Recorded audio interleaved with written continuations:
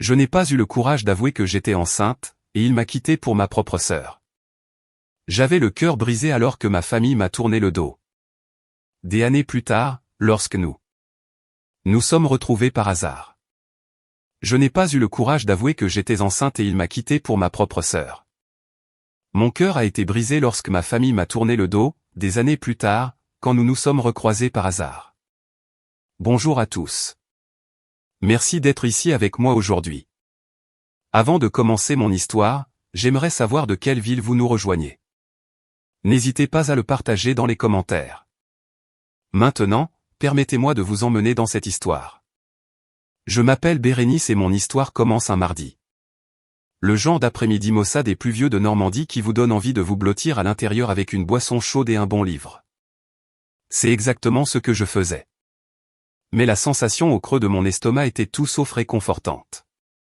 La pluie tapait à un rythme régulier et incessant contre les fenêtres du café, transformant la rue calme à l'extérieur en une aquarelle de gris et de vert.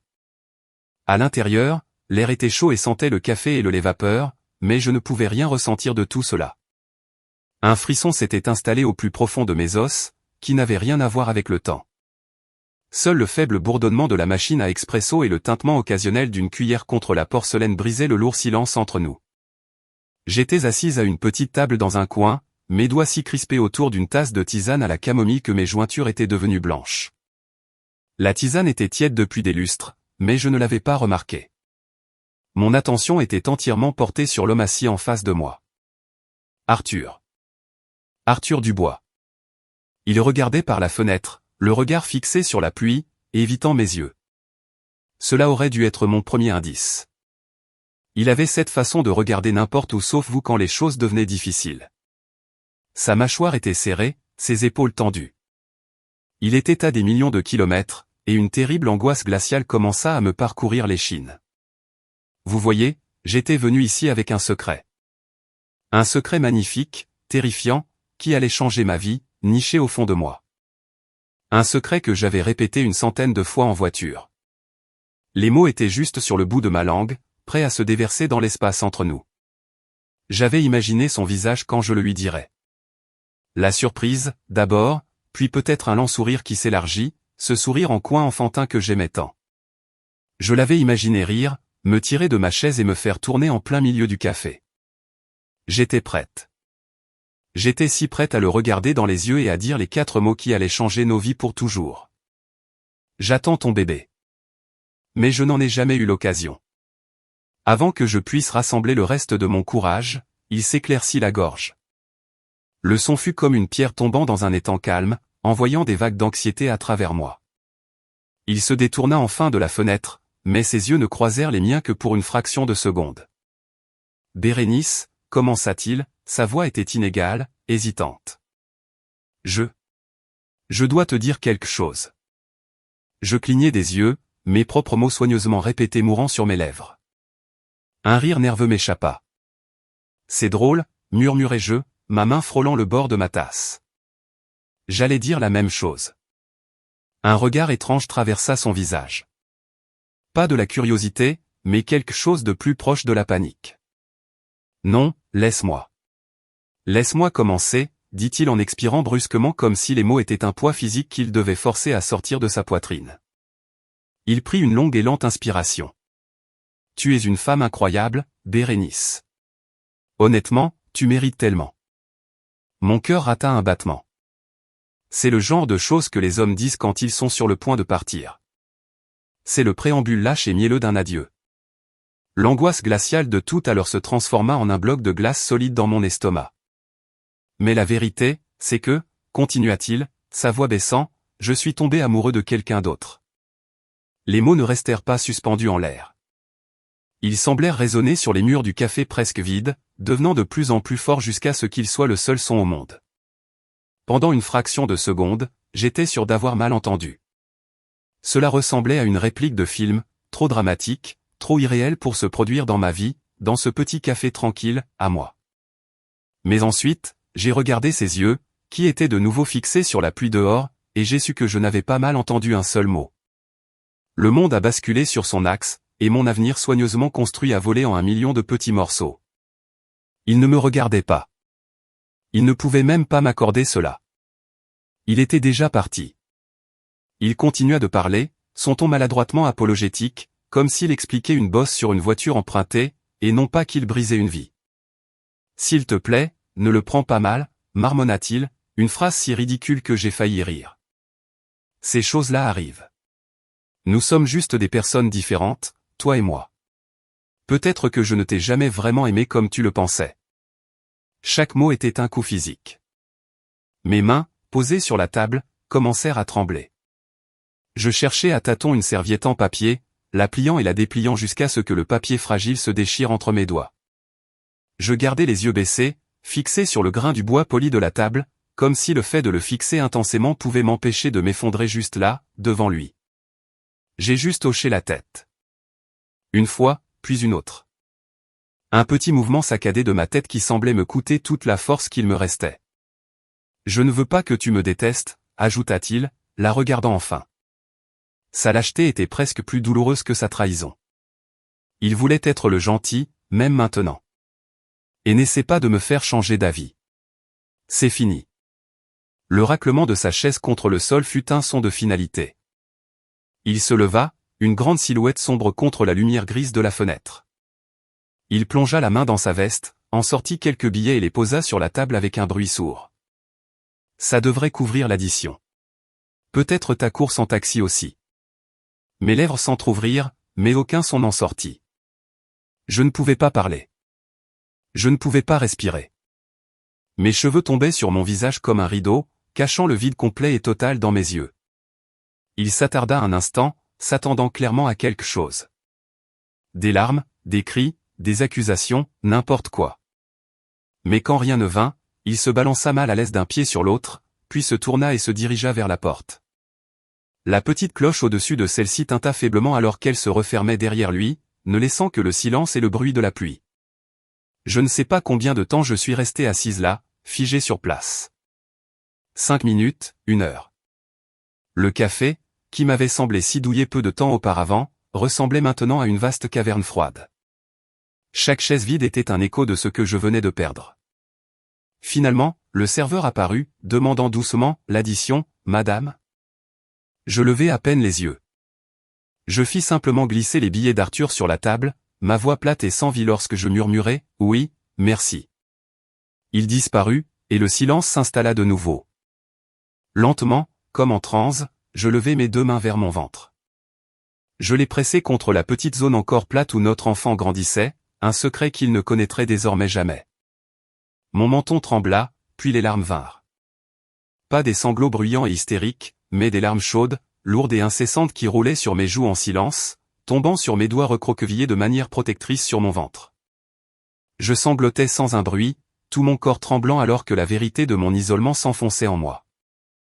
La nouvelle vie en moi était censée être un cadeau, une joie partagée. Mais maintenant, c'était un secret que je devais porter toute seule. Finalement, je suis sorti du café et sous la pluie. Je n'ai pas pris de taxi. J'ai juste marché, laissant les gouttes froides tremper mes cheveux et mes vêtements. Je ne me souviens pas du trajet jusqu'à ma voiture.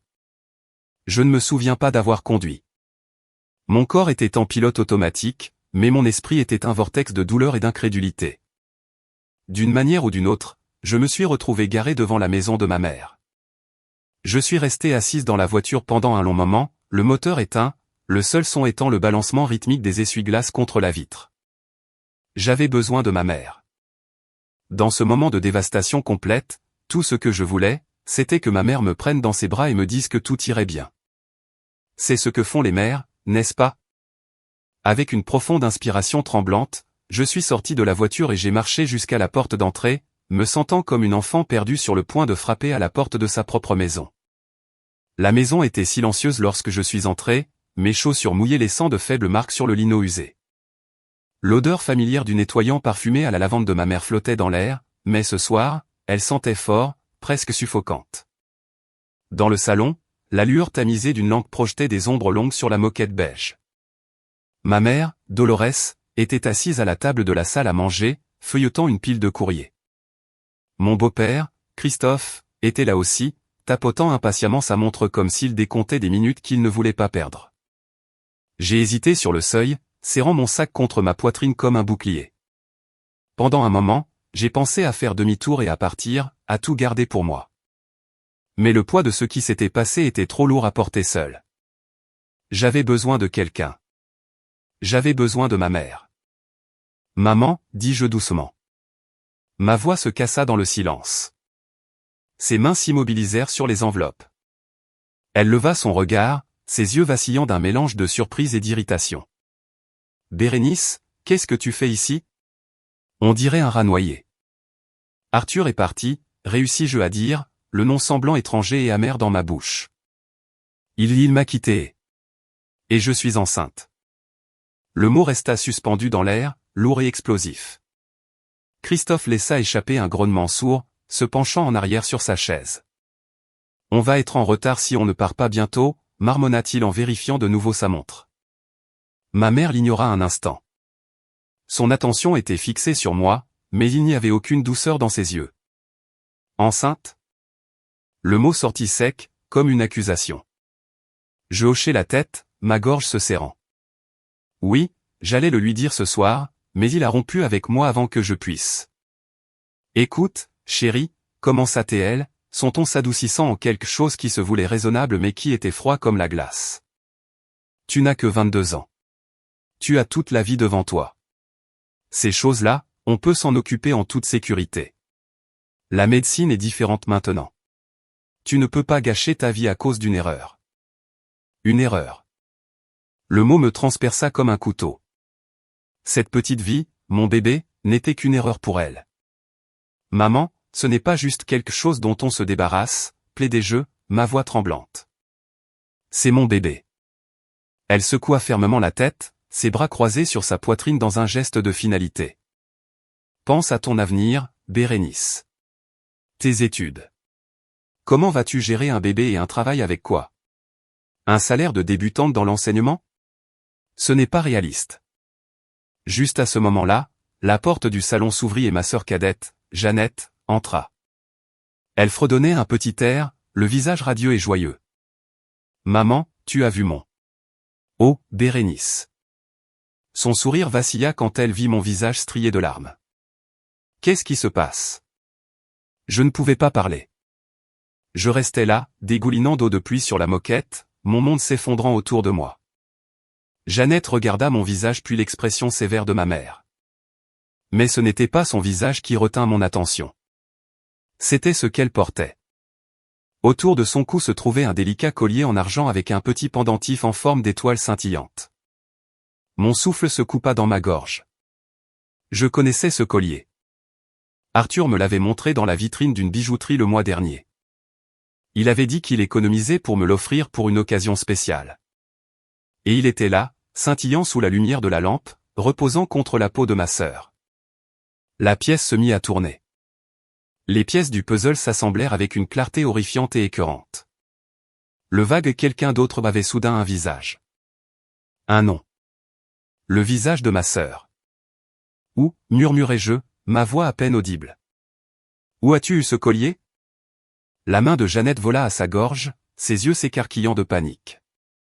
Elle regarda sa mère, un appel silencieux à l'aide. C'est un cadeau, balbutia-t-elle. De qui? Insistai-je en faisant un pas en avant. La glace dans mon estomac était maintenant un feu déchaîné. Bérénice, arrête ça, claqua ma mère. Ce n'est pas le moment. De qui? Jeannette, criai-je, le son s'arrachant de ma gorge à vif. Jeannette sursauta, les larmes montant à ses yeux. Mais ce n'étaient pas des larmes de remords. C'étaient les larmes d'une enfant prise en faute. D'Arthur, murmura-t-elle finalement. On se voit depuis quelques mois. On est amoureux. C'était une double trahison. Une blessure si profonde que je pensais ne jamais pouvoir m'en remettre. Mon petit ami et ma sœur, tous les deux ensemble, derrière mon dos. Je regardais ma mère, espérant, priant pour un signe d'indignation en ma faveur. Au lieu de cela, elle soupira simplement, un long son las d'impatience. Elle se leva et se dirigea vers Jeannette, passant un bras protecteur autour d'elle. Bérénice, ta sœur est heureuse, dit-elle, sa voix dénuée de toute chaleur. Arthur est un homme bien avec un avenir. C'est juste arrivé. Tu dois te comporter en adulte. Me comporter en adulte. Ils avaient brisé ma vie, ma famille, mon cœur, et c'était moi qui devais me comporter en adulte. La trahison ne venait plus seulement d'Arthur et de Jeannette. Elle venait de ma propre mère, qui se tenait là, défendant la traîtrise de ma sœur. J'étais totalement, complètement seul. Je n'ai pas dit un mot de plus. Je ne pouvais pas. Il n'y avait plus rien à dire. Je me suis retourné, mon corps bougeant comme une marionnette de bois, et je suis sorti par la porte, de retour sous la pluie. Je n'ai pas regardé en arrière. Je suis monté dans ma voiture et j'ai roulé sans destination précise. L'image de ce collier d'argent était gravée dans ma mémoire. J'ai dû conduire pendant des heures, les essuie-glaces battant un rythme effréné à la tempête qui faisait rage en moi. J'ai fini dans une chambre de motel miteuse en bordure de National, le genre avec une enseigne au néon vacillante et des couvertures fines et rêches. Je me suis allongé sur le lit, entièrement habillé, et j'ai fixé le plafond taché d'humidité toute la nuit. Je n'ai pas pleuré. Je crois que j'étais au-delà des larmes. J'étais juste vide, une coquille creuse. Dans ce silence, alors que l'obscurité de la pièce m'oppressait, mon esprit a dérivé vers une autre époque, une époque plus chaleureuse. Je me suis souvenu des étés de mon enfance, courant pieds nus dans le verger de pommiers de ma grand-mère Henriette, juste à l'extérieur d'Évreux. Je me suis souvenu de l'odeur de la tarte aux pommes fraîchement cuite qui refroidissait sur le rebord de la fenêtre. Le son de son rire qui portait à travers le jardin. Je me suis souvenu de la sensation de ses bras autour de moi, fort et sûr. Comment elle écoutait mes soucis d'enfant comme s'ils étaient les choses les plus importantes du monde. À l'époque, la vie semblait stable. Sûr. C'était ça. C'était le seul endroit où aller. Le lendemain matin, j'ai conduit jusqu'à la gare routière la plus proche. J'ai utilisé le reste de mon argent pour acheter un aller simple pour Évreux. Je n'ai pas fait de valise. Je suis parti avec les vêtements que je portais et la petite vie secrète qui grandissait en moi. Le trajet en bus fut long et silencieux. J'étais assise près de la fenêtre, regardant les quartiers de banlieue laisser place à la campagne. Des champs humides de rosée matinale, de vieilles granges nichées contre des collines ondulantes. L'air semblait plus léger ici, plus pur. J'ai fermé les yeux, laissant le balancement rythmique du bus calmer la tempête dans ma poitrine. J'ai posé une main sur mon ventre et j'ai murmuré en silence à la seule personne au monde qui était vraiment de mon côté. On s'en sortira, d'une manière ou d'une autre. On s'en sortira. Au moment où le bus ralentit dans la petite gare rurale, les nuages s'étaient dissipés et de fins rayons de soleil se déversaient sur le quai. Je suis descendu, me sentant fatigué et perdu, et puis je l'ai vue. Ma grand-mère Henriette. Elle se tenait au bout du quai, portant son vieux gilet usé. Un foulard noué avec soin autour de son cou. Ses cheveux argentés captaient la lumière et ses yeux, les yeux les plus gentils que j'ai jamais connus, s'adoucirent à l'instant où ils se posèrent sur moi. Sans une seconde d'hésitation, elle ouvrit grand les bras. Bérénice, ma chérie, appela-t-elle, sa voix chaude et stable, telle que je m'en souvenais. Au moment où je me suis blotti dans cette étreinte, le nœud serré et douloureux dans ma poitrine s'est enfin desserré. Son étreinte sentait légèrement la fleur et la fumée de bois, une odeur qui me ramenait directement à des jours plus simples. Pour la première fois depuis que j'étais entré dans ce café, j'ai senti une petite partie de mon fardeau s'alléger. J'ai enfoui mon visage dans son épaule et enfin, je me suis laissé pleurer. J'ai pleuré pour Arthur, pour Jeannette, pour ma mère, pour le bébé, pour la fille que j'étais. Et ma grand-mère m'a juste tenu, me caressant les cheveux, me laissant déverser toute ma douleur sans dire un mot. Elle m'a juste tenu, et c'était tout. Tu aurais dû me dire que tu venais, dit grand-mère Henriette, gardant un bras autour de moi alors que nous marchions vers son vieux pick-up. J'aurais fait cette tarte aux pommes que tu aimes tant. J'ai réussi à esquisser un petit sourire larmoyant. C'est exactement pour ça que je ne t'ai rien dit. Je ne voulais pas que tu te donnes du mal. Nous sommes rentrés par des routes de campagne familières, les champs s'étendant à l'infini sous le ciel d'automne. Elle a rempli le silence de questions douces sur mes cours, mes amis, comment j'allais. J'ai essayé de répondre, mais mes mots me manquaient. Ce n'est que lorsque nous fûmes assises à sa table de cuisine douillette, avec des tasses de tisane à la camomille fumante entre nous, que j'ai finalement tout déballé. La ferme était telle que je m'en souvenais, des rideaux de dentelle aux fenêtres, des bocaux de conserve bien alignés sur le comptoir et la vieille horloge comtoise qui tic-taquait régulièrement dans le coin.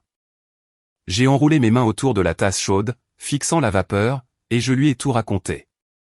Il m'a quitté, grand-mère, dis-je, ma voix à peine plus forte qu'un murmure. Arthur est parti. Et la femme pour qui il m'a quitté, c'est Jeannette. J'ai vu une lueur de profonde tristesse dans ses yeux, mais pas de surprise. C'était comme si elle avait toujours connu le caractère de ses autres petits-enfants. Et je suis enceinte. Maman. Maman ne veut pas que je le garde. Elle dit que c'est une erreur. Les yeux de ma grand-mère n'ont jamais quitté les miens. Elle n'a pas interrompu, n'a pas grondé, n'a même pas eu un hoquet de surprise.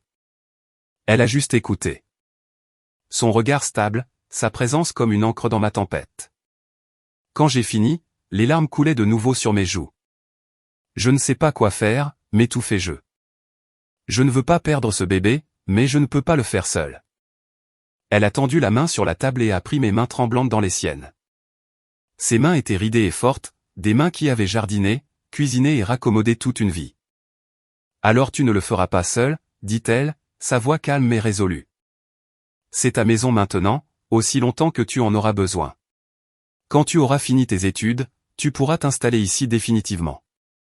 L'école locale manque toujours d'enseignants. Tu pourras y travailler, et je t'aiderai à t'occuper du bébé. Ces mots étaient si simples, si pratiques, et pourtant ils m'ont semblé être une bouée de sauvetage. Pour la première fois depuis cet horrible après-midi, j'ai senti le lourd désespoir se dissiper juste assez pour laisser entrer l'espoir. J'ai serré ses mains fermement, mes larmes coulant maintenant pour une toute autre raison. Dans cette petite cuisine de ferme, je n'étais pas abandonné. Je n'étais pas sans espoir. Mon enfant et moi, nous avions une place dans ce monde. Les mois qui suivirent furent calmes et réparateurs. J'ai transféré mes crédits universitaires dans une faculté locale et j'ai terminé ma licence. Grand-mère Henriette ne m'a jamais traité comme un fardeau. Elle m'a traité comme une fille. Nous avons trouvé un rythme confortable. Nous jardinions ensemble l'après-midi, préparions le dîner le soir et nous asseyions près du feu la nuit, ses aiguilles à tricoter cliquant doucement pendant que j'étudiais. Elle me racontait des histoires sur sa propre vie, sur les épreuves qu'elle avait traversées après les funérailles de mon grand-père, sur l'héritage de résilience transmis par les femmes de notre famille. Elle m'a appris que la force ne consistait pas à ne pas tomber. Elle consistait à se relever, à chaque fois. Et puis cet hiver-là, dans la modeste chambre à l'étage avec un lit couvert d'un kilt et des rideaux de dentelle, j'ai mis mon fils au monde. L'accouchement fut long et intense. Mais lorsque la sage-femme a finalement placé le nouveau-né dans mes bras, tout le reste s'est estompé. Il était si petit, ses poings serrés, ses cris perçants mais étrangement réconfortants. Je le contemplais à travers des yeux embués de larmes, mon cœur se gonflant d'une manière que je n'avais jamais connue. Gauthier, murmurai-je, le nom me semblant juste et fort. Gauthier Whittaker. Il porterait mon nom, ma force. Son avenir ne serait pas lié à l'homme qu'il avait abandonné avant même sa naissance. À partir de ce jour, ma vie a été complètement bouleversée de la manière la plus merveilleuse et la plus épuisante qui soit. Les nuits étaient un flou de tétés et de changements de couches. Les journées, un marathon pour jongler entre un nouveau-né et mes derniers cours universitaires. Mais je ne l'ai jamais regretté une seule fois. Je me levais dans les heures sombres et silencieuses, berçant Gauthier contre ma poitrine jusqu'à ce que ses petites respirations se régularisent. Et je souriais malgré la fatigue. Chaque étape, son premier sourire, son premier rire, la première fois que sa petite main s'est enroulée autour de mon doigt, était comme un rayon de soleil perçant les nuages. C'était une joie pure et simple qui guérissait des parties de moi que je ne savais même pas briser. Ce n'était pas facile. L'argent était si rare que je comptais chaque centime. J'ai pris un travail de tutorat à temps partiel, corrigeant des copies tard dans la nuit après que Gauthier se soit endormi. Mais grand-mère Henriette était mon roc. Elle gardait Gauthier quand j'avais des cours, cuisinait des repas chauds qui nous maintenaient, et me rappelait toujours que la persévérance était plus forte que le désespoir. Un pas à la fois, ma chérie, disait-elle en lissant mes cheveux après une journée particulièrement longue. C'est comme ça qu'on gravit les montagnes. Et donc, j'ai gravi. J'ai soutenu mon mémoire de fin d'études avec Gauthier endormi dans un porte-bébé au fond de la salle. Quelques professeurs ont haussé les sourcils, mais personne ne pouvait remettre en question ma détermination. Au moment où j'ai obtenu mon diplôme, un diplôme usé dans une main et mon magnifique fils dans l'autre, j'avais déjà obtenu un poste d'enseignante à la petite école primaire à quelques kilomètres de la ferme. Mon premier jour, je me tenais devant une classe d'élèves de CE1 aux yeux brillants, une craie à la main, et j'ai ressenti un profond sentiment d'accomplissement. Gauthier avait à peine 2 ans, il trottinait dans le salon de grand-mère Henriette pendant que j'enseignais, ses joyeux éclats de rire remplissant la ferme pendant mes pauses déjeuner. L'enseignement avait toujours été mon rêve. Et maintenant, c'était ma réalité. Ce n'était pas juste un travail. C'était ma façon de fournir une vie stable et aimante à mon fils. La vie était modeste, mais elle était pleine. Je n'avais pas grand-chose, mais j'avais tout ce qui comptait. Chaque soir, je rentrais de l'école avec des copies sous le bras, mon cœur s'allégeant en voyant Gauthier courir pour m'accueillir au portail, son visage s'illuminant. Il avait mes yeux et mon menton têtu, mais son rire était un son de pure joie qui résonnait dans la campagne tranquille. La communauté nous a adoptés. Vous avez élevé un garçon brillant, remarquaient les voisins lorsque Gauthier m'accompagnait au marché. Il est si poli, il s'exprime si bien. Vous devez être fier. Fier ne commençait même pas à décrire ce que je ressentais. Gauthier était mon encre, ma raison d'être, mon monde entier. Quand la solitude s'insinuait la nuit, quand les souvenirs de la trahison d'Arthur et Jeannette menaçaient de piquer, je me glissais sur la pointe des pieds dans sa chambre. Je restais là à le regarder dormir sous sa couverture en patchwork, sa petite poitrine se soulevant et s'abaissant, et je savais avec une certitude absolue que j'avais fait le bon choix. J'avais choisi le meilleur chemin. J'étais déterminé à mettre chaque euro de côté dans un fonds pour ses études, à lui donner toutes les opportunités que je n'avais jamais eues. Grand-mère Henriette est restée la force stable et directrice de nos vies. Elle se délectait de bercer Gauthier pour l'endormir, de lui apprendre de vieilles chansons et de partager des histoires de ma propre enfance. La ferme est devenue plus qu'un refuge. Elle est devenue le cœur de notre petite famille de 3. Les années passèrent à ce rythme paisible. Je ne me considérais plus comme abandonné. Je me considérais comme entière, reconstruite sous une forme nouvelle et plus forte. J'étais une mère, une enseignante et une petite fille qui n'avaient pas laissé l'adversité la détruire. Et chaque fois que le rire de Gauthier remplissait la maison, je savais que ma vie, bien que n'étant pas celle que j'avais imaginée, était exactement là où elle devait être. La vie dans la petite communauté agricole s'est installée dans un rythme stable et confortable. J'enseignais à mes élèves le jour, je corrigeais des copies la nuit, et je consacrais chaque once du reste de mon énergie à élever Gauthier. C'était une vie pleine, une bonne vie. Même si parfois, dans les moments calmes après que Gauthier se soit endormi et que la maison soit silencieuse, une vague de solitude me submergeait. J'avais depuis longtemps cessé d'attendre la romance ou l'amour. Mon fils était mon cœur, ma classe ma mission, et ma grand-mère mon ancre. Cela semblait devoir suffire. Mais la vie a une façon de tisser des liens entre les gens quand on s'y attend le moins. C'est arrivé un après-midi de printemps, quand Gauthier avait 5 ans. Une grosse tempête avait soufflé la nuit précédente, et toute une section de la vieille clôture le long de notre propriété avait finalement cédé. Je me tenais dans le jardin avec Gauthier, regardant les poteaux cassés, le front plissé de frustration. « Eh bien, c'est parfait », marmonnai-je en repoussant une mèche de cheveux de mon visage. Gauthier, me tenant la main, demanda innocemment, « Maman, comment on va faire pour que les chevreuils n'entrent plus dans le jardin de grand-mère » Avant que je puisse répondre, une voix appela de l'autre côté du champ. Besoin d'un coup de main avec cette clôture ? Je me suis retourné pour voir un homme marcher vers nous. Je l'ai reconnu comme étant François Verdier, un voisin dont les terres bordaient les nôtres. C'était un homme grand, aux larges épaules, à la peau burinée par le soleil et aux yeux les plus gentils que j'ai vus depuis longtemps. Il était charpentier de métier, veuf, et je savais par les commérages du village qu'il avait aidé d'autres voisins avec des réparations plus de fois que quiconque ne pouvait compter. Nous avions échangé des politesses au marché, mais rien de plus. Une pointe d'embarras colora mes joues. « C'est si évident que ça ?» demandai-je en désignant la clôture effondrée. François eut un sourire facile et chaleureux qui fit plisser ses yeux au coin. « Ne vous en faites pas. Ça arrive à tout le monde ici, tôt ou tard. J'ai quelques planches de rechange dans ma camionnette. Si ça ne vous dérange pas, je peux réparer ça en un rien de temps. » J'ai hésité un instant, un instinct réflexe de ne pas accepter d'aide, de tout faire moi-même, mais ensuite j'ai regardé son visage ouvert et honnête, et j'ai hoché la tête. Si vous en êtes sûr, j'apprécierais vraiment. C'est Gauthier qui s'est ouvert à lui en premier. Pendant que François se mettait au travail, ses mouvements efficaces et forts alors qu'il martelait de nouvelles planches en place, Gauthier le bombardait d'1 million de questions, sur ses outils, sur les différents types de bois, sur sa force. Au lieu de le repousser, François a répondu à chaque question patiemment, laissant même Gauthier tenir un marteau un instant sous son œil vigilant. À partir de ce jour, François a commencé à passer plus souvent. Parfois, c'était juste pour vérifier la clôture, parfois pour déposer des œufs frais de ses poules, et parfois juste pour dire bonjour en rentrant d'un chantier. J'ai remarqué comment le visage de Gauthier s'illuminait chaque fois qu'il voyait la camionnette de François arriver. J'ai vu à quel point il était naturel pour mon fils de le suivre dans le jardin en bavardant sans cesse, et comment François écoutait toujours avec un intérêt sincère. Il parlait à Gauthier, non pas comme à un enfant, mais comme à une petite personne ayant des choses importantes à dire. J'ai mis plus de temps à m'ouvrir. Mon passé avait laissé de profondes cicatrices, et je gardais mon cœur avec soin. Mais François n'a jamais insisté. Sa gentillesse était constante, sa présence calme et rassurante. Il s'est joint à nous pour le dîner une fois, puis une autre, jusqu'à ce que cela devienne une habitude hebdomadaire. Il n'a jamais essayé de prendre le dessus, n'a jamais agi comme si Gauthier n'était pas ma première priorité.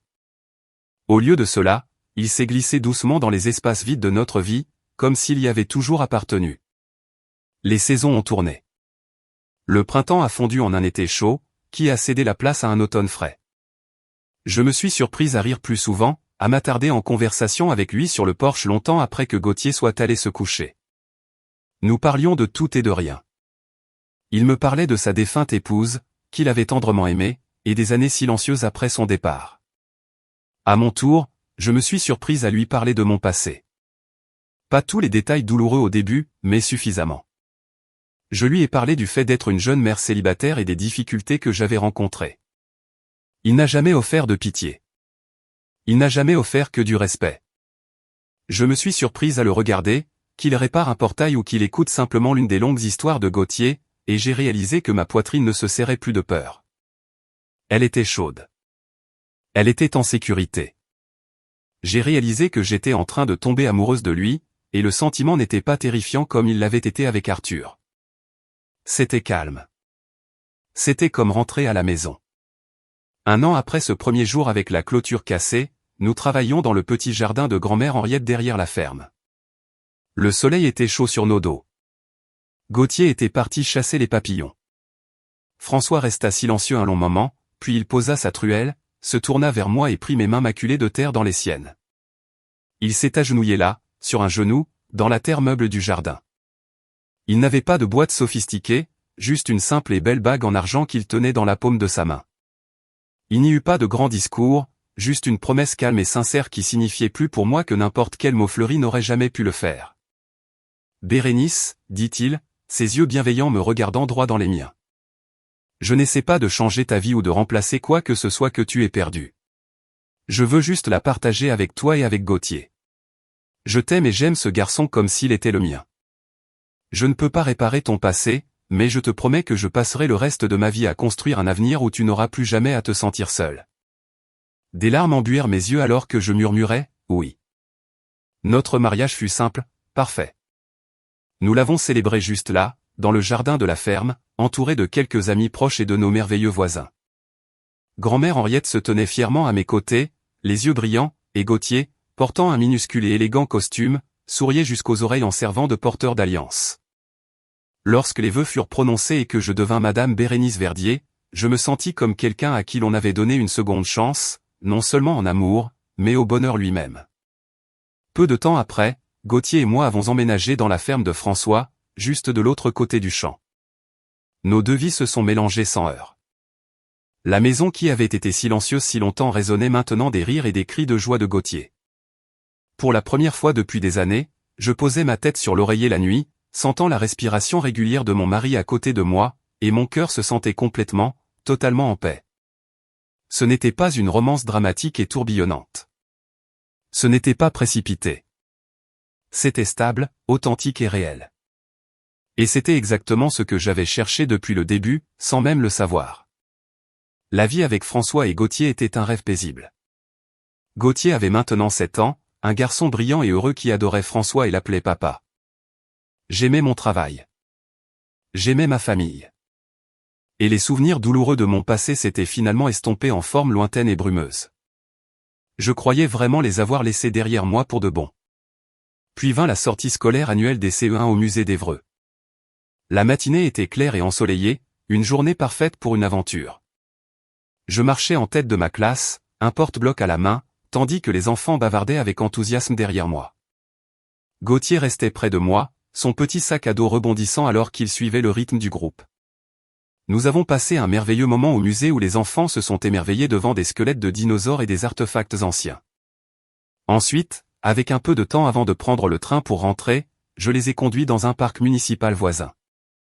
L'air était frais, l'herbe encore humide. Les enfants se sont précipités pour regarder les fontaines et les parterres de fleurs, leurs voix joyeuses se mêlant au bruissement des arbres. J'ai souri, leur criant de rester groupés, ressentant un profond sentiment de fierté. Fierté pour mes élèves, pour mon fils, pour la vie belle et stable que j'avais bâtie sur des cendres. Et puis, alors que nous contournions un sentier bordé de bancs, je me suis figé. À moins de 20 mètres, au bord du parc, se tenait un couple, un homme et une femme. Je les ai reconnus instantanément. Arthur et ma sœur Jeannette. Mon souffle se coupa dans ma gorge. Le temps sembla se courber, me ramenant 7 ans en arrière, à ce café pluvieux, aux mots qui m'avaient brisé. Mais ce n'était pas le même homme charmant dont je me souvenais. Les cheveux d'Arthur étaient plus clairsemés, son visage tendu. Il se disputait avec Jeannette, sa voix s'élevant sur un ton de colère presque désespéré. Jeannette, vêtue d'un blazer élégant, se tenait les bras croisés, lui répondant quelque chose de sec et de méprisant. Les passants ralentissaient pour observer leur dispute s'envenimer. Je pouvais entendre des bribes de leurs cris, des accusations sur l'argent, sur ses longues heures de travail, un ressentiment bouillonnant juste sous la surface.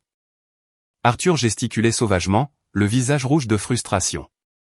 L'homme qui avait semblé si confiant et en contrôle avait maintenant l'air faible et amer. Je restais cloué sur place, mes élèves se rassemblant curieusement autour de moi. Mon cœur battait la chamade, mais pas avec la douleur familière des vieilles blessures. À ma grande surprise, je ne ressentis rien. Pas de désir, pas de colère, pas même une étincelle de l'ancienne douleur. Tout ce que je ressentais était de la distance, comme si j'observais 2 étrangers passer une mauvaise journée derrière une épaisse vitre. Maman. Je baissai les yeux. Gauthier tirait sur ma manche, ses yeux bleus se levant vers les miens, pleins d'inquiétude. On continue à marcher ? Je clignai des yeux, le son de sa voix me ramenant au présent. Sa petite main se glissa dans la mienne, chaude et stable. J'ai souri faiblement et j'ai serré la sienne en retour. Oui, mon chéri. Allons-y. Sans un autre regard dans leur direction, j'ai guidé mes élèves le long du sentier, les dirigeant vers la pelouse ouverte où des canards se dandinaient près d'un étang. Derrière moi, la voix d'Arthur s'éleva de nouveau, dure et craquante. Mais je ne me suis pas retourné. J'ai juste continué à marcher, main dans la main avec mon fils, laissant les fantômes de mon passé à leurs propres disputes amères. À ce moment-là, j'ai réalisé quelque chose de profond. L'homme et la femme qui avaient autrefois brisé mon monde n'avaient plus aucun pouvoir sur moi. Ils n'étaient que de tristes échos d'une vie qui n'était plus la mienne. Nous avons passé une autre demi-heure au parc, laissant les enfants courir et jouer avant qu'il ne soit temps de retourner à la gare. Les enfants étaient fatigués mais toujours excités par l'aventure de la journée. Je marchais à leur côté, comptant les têtes avec mon porte-bloc alors que nous passions devant les vitrines et les cafés qui bordaient la rue. Gauthier sautillait quelques pas en avant, montrant du doigt la vitrine d'une pâtisserie remplie de cupcakes glacés. J'ai souri à son excitation, le cœur léger et sans fardeau. Puis mon regard a dérivé vers la fenêtre d'un café à l'allure familière, et je me suis figé pour la 2e fois de la journée. À l'intérieur, assise à une table d'angle, la même table d'angle qu'il y a toutes ces années, se trouvait Arthur. Le temps sembla ralentir. Il avait l'air plus vieux maintenant, des rides de stress plus profondément creusées sur son front. Mais la façon dont il était adossé à sa chaise était indubitable. En face de lui était assise Jeannette, l'air élégant et confiant. Entre eux, une petite fille aux cheveux bouclés, pas plus de 5 ou 6 ans, jouait avec une cuillère. Mon estomac se serra, mon souffle se coupa. Pendant un instant, je ne pus plus bouger. Mon passé, la trahison, le chagrin, toutes les nuits où j'avais pleuré jusqu'à m'endormir. Tout était là, assis à quelques mètres, souriant à une autre famille. Puis Arthur leva les yeux. Ses yeux croisèrent les miens à travers la vitre, et ils s'écarquillèrent de reconnaissance. Il se redressa et, à mon grand étonnement, il leva la main pour me faire un signe décontracté et amical, comme si nous n'étions que de vieilles connaissances qui s'étaient simplement croisées dans la rue. Jeannette suivit son regard. Quand elle m'aperçut sur le trottoir avec un groupe d'élèves de CE1, ses lèvres se courbèrent en un sourire suffisant et condescendant. Elle se pencha près d'Arthur, lui murmurant quelque chose que je ne pus entendre. Il gloussa, puis ils rirent tous les deux, une moquerie privée et partagée à mes dépens. Le son, même étouffé par la vitre, me transperça comme une lame. Toute la vieille douleur, l'humiliation, le sentiment d'avoir été rejeté, tout revint en une vague chaude et douloureuse. Mes jambes me semblaient raides, ma poitrine lourde du poids des années que je pensais avoir déjà enterrées. Mais cela ne dura qu'un instant. Madame Verdier. Un de mes élèves tira sur ma manche. On monte bientôt dans le train. Madame Verdier. Ce nom était une encre. Je clignai des yeux, me ramenant au présent. Gauthier était à mes côtés maintenant, me regardant avec inquiétude. Je forçai mes lèvres à former un petit sourire et hochai la tête. Oui, c'est ça. Allez, tout le monde. Ne soyons pas en retard. Rassemblant ma classe, je tournai le dos au café. Je tournai le dos à leur rire, à leur jugement, à tout ce chapitre misérable de ma vie. Ils représentaient les voix, les souvenirs. Ils pouvaient rester derrière cette vitre. Je guidai rapidement les enfants vers le quai, mais pas ferme et déterminé.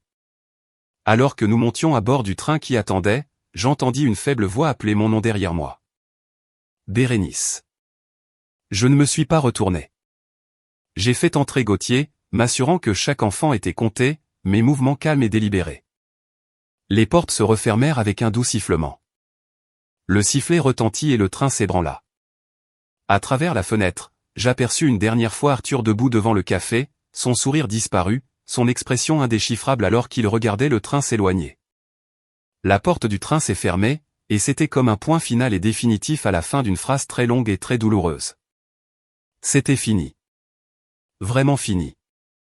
J'ai expiré lentement, mon cœur se calmant. Le passé avait tendu la main vers moi une dernière fois, mais j'avais choisi de ne pas la prendre. La porte du train s'est refermée. Un son solide et définitif qui séparait mon présent de mon passé. Alors que le train commençait à bouger, m'emmenant loin de cette rue, loin de ce café, loin d'eux, j'ai ressenti un profond sentiment de libération. J'étais enfin vraiment libre. Si vous écoutez toujours mon histoire, si vous m'avez suivi dans ce voyage depuis ce café pluvieux jusqu'à ce moment précis, me feriez-vous une petite faveur? Veuillez prendre une seconde pour aimer cette vidéo et commenter simplement avec le chiffre ainsi dessous. Cela me permet de savoir que vous êtes là, que vous avez été avec moi pendant tout ce temps. Votre soutien signifie plus pour moi que vous ne pourriez jamais l'imaginer. Tapez simplement le chiffre 1, puis laissez-moi vous raconter la suite de mon histoire. Le train prit de la vitesse, ses roues claquant contre les rails avec un rythme régulier et réconfortant. J'ai guidé mes élèves vers leur siège, ma voix d'enseignante calme et exercée alors que je comptais les têtes une dernière fois. Gauthier se glissa sur le siège près de la fenêtre, pressant ses petites paumes contre la vitre froide. Il resta silencieux un moment, le front plissé par la pensée. « Maman » demanda-t-il, sa voix douce. « C'est qui cet homme ? » « Celui qui te regardait. » Mon souffle se coupa une seconde, mais je forçai mes épaules à se détendre. J'ai écarté une mèche de cheveux de mon visage et je lui ai souri doucement. Un vrai sourire cette fois. « Oh, lui, dis-je, ma voix légère. Juste quelqu'un qui pensait me connaître, mon chéri. Probablement une erreur. » Gauthier étudia mon visage un instant de plus, comme s'il pesait ma réponse. Puis il sembla satisfait et hocha la tête, se retournant vers la fenêtre pour regarder la ville défiler. Mon propre regard suivit le sien, et il était là, Arthur. Il se tenait seul sur le quai maintenant, sa posture raide. Jeannette et la petite fille n'étaient nulle part en vue. Il se tenait juste là, une silhouette solitaire contre le béton, regardant le train partir. Ses yeux étaient fixés sur notre fenêtre, et ils arboraient une expression que je n'avais jamais vue sur lui auparavant. Pas de l'arrogance, pas de la moquerie, mais une sorte de confusion vide. Presque du regret. Il leva légèrement la main comme s'il était tenté de faire un autre signe, mais la laissa retomber inutilement à ses côtés. Ma poitrine se serra, mais pas avec la douleur familière des vieilles blessures. Au lieu de cela, un étrange et inattendu sentiment de calme m'envahit. Je ne ressentais pas de colère ni même de pitié. Je me sentais juste. Fini. Je n'ai pas répondu à son salut. Je n'ai même pas hoché la tête. J'ai simplement tourné mon attention vers le garçon assis à côté de moi, qui sortait déjà un carnet de son sac à dos pour dessiner les canards qu'il avait vus dans le parc.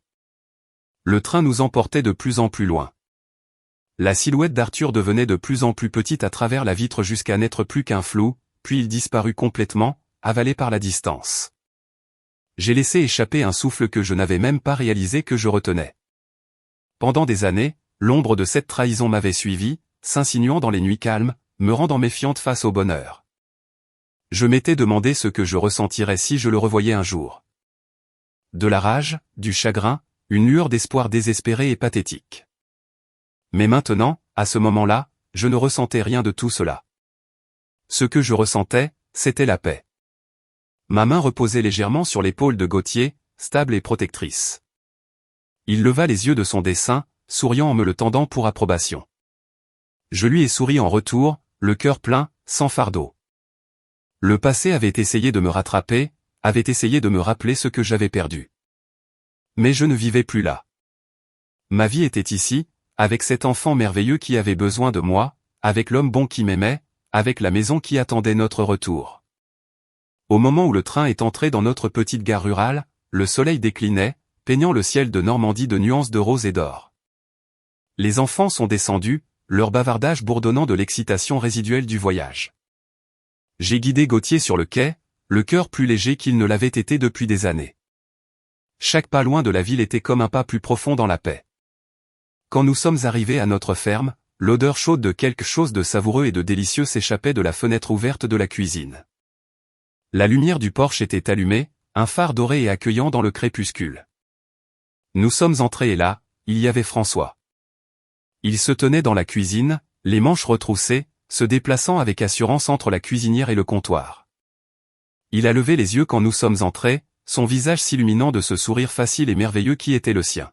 « Timing parfait », dit-il en soulevant une poêle. « Le dîner est presque prêt. J'attendais juste mon partenaire de pêche. » Il fit un clin d'œil à Gauthier. Gauthier laissa tomber son sac à dos près de la porte et courut en avant, sautillant presque sur la pointe des pieds. « Papa. Papa. Demain, je vais attraper le plus gros poisson de toute la rivière. Plus gros que le dinosaure qu'on a vu au musée. Tu verras. » François rit. Un son profond et joyeux qui remplit toute la cuisine et ébouriffa les cheveux de Gauthier. « Eh bien, alors je ferais mieux d'apporter une poêle extra large, parce que ta mère va avoir besoin d'une preuve. » Je me suis appuyé contre l'embrasure de la porte un instant, les regardant simplement. La douce lumière de la lampe enveloppait la pièce d'une chaleur qu'aucune tempête ne pourrait jamais chasser. Le rire de mon fils était clair et sans fardeau. L'homme que j'aimais se déplaçait avec le genre d'aisance douce qui vient d'un amour librement donné, et non pris. C'était réel. C'était ma vie. Gauthier s'est précipité vers moi, tirant sur ma main. « Maman, tu mangeras le premier morceau de mon poisson, d'accord ? Promis ? » Je me suis penché, déposant un baiser sur son front. « Promis », murmurai-je, mon sourire tendre. J'ai alors levé les yeux vers François, et nos regards se sont croisés dans un moment de compréhension silencieuse.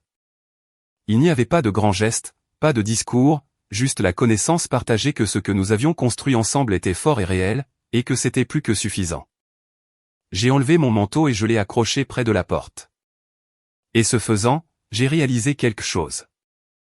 Je ne sentais pas le poids de ce qui avait été. Je n'entendais pas la voix d'Arthur dans un coin de ma tête. Je ne voyais pas les ombres de ce café pluvieux ou les rires moqueurs derrière la vitre. Ces fantômes n'avaient pas leur place ici. Ils avaient été laissés derrière, sur un quai de gare solitaire où ils appartenaient. Ce qui comptait était ici. Maintenant.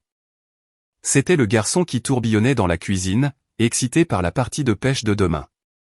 C'était l'homme qui remuait une casserole sur le feu, fredonnant doucement. C'était la vie que nous avions créée ensemble, stable, honnête et vraie. Je suis entré dans la cuisine, enlaçant la taille de François par derrière, posant ma joue contre son dos solide.